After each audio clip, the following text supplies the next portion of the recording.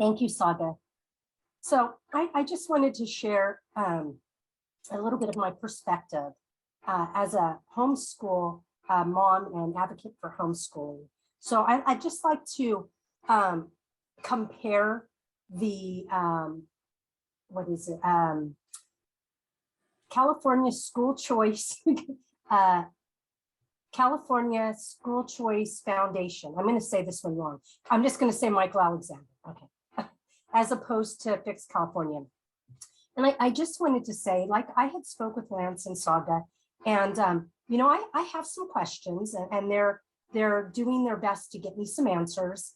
But the one thing that I do know is the Mike Alexander initiative is definitely not something that I would be putting support behind, and I want to tell you why.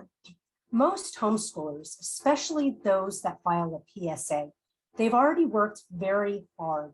They keep their own record keeping. That means their attendance. This means their grades. This means they're picking up curriculum, all the costs they do, they're paying for. They file annually. You have to file to your PSA. You have to create a name for yourself. So a school. So for instance, I could be New Preparatory Academy. And so families that do this, they have already gone through a great deal of effort and time, considering all the ins and outs to do this. So to have Mike Alexander include the PSA homeschoolers after they've asked to be left out, to me is alarming. So as a homeschool mom, I have to say that alone is a reason I cannot put forth any effort at all behind Mike Alexander's initiative. So that's the first thing.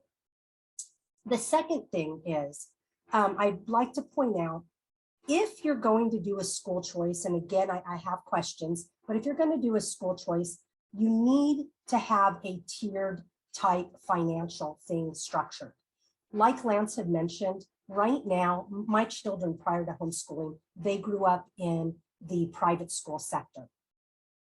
And especially with tuitions over the last 10 years and the economy, they have lost, private schools have lost so many enrollees that there have been private schools that have closed. There have been teachers that have been let go. So they are not equipped to take on everybody right now. It's just not feasible. So for that reason, again, that would be my other reason if I were leaning to support one, why I would lean in this direction. But again, I think that the main thing that we need to look at for me, and this is my perspective as a homeschool mom, is that we're protecting the homeschoolers and private schoolers that we say we're protecting. So what I would say is ask Lance any questions that you have. You know, if he doesn't have an answer for you, I've known Lance for a while.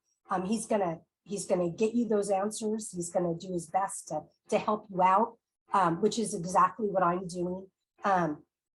I'm basically right now in a position where I'm listening and I'm being open-minded so that I could hear how this is going to work, how this school choice is going to work in the private school sector, and if this is a good thing. For me, one of the things that I've been saying, we've been fighting against all the indoctrination in schools for the last 3 years. And one of the big things that we always said was defund the public schools. Because we want to hurt teachers? No.